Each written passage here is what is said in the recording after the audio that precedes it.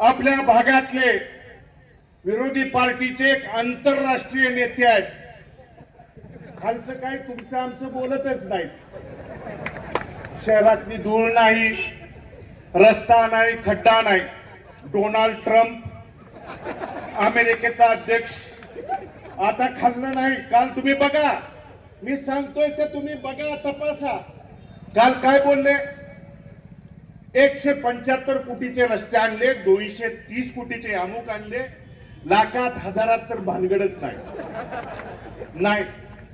आणि आता हवेत जमिनीवरच बोलायचं बंद केलंय त्या नेत्यांनी. वरून उड्डाण पूल, सरगम चौकातनं उड्डाण पूल काढायचा आणि अर्बनच्या अलीकडे आणायचा. काय अर्बनला अडचण येते? इकडून उड्डाण पूल आणायचा, तिकडे न्यायचा.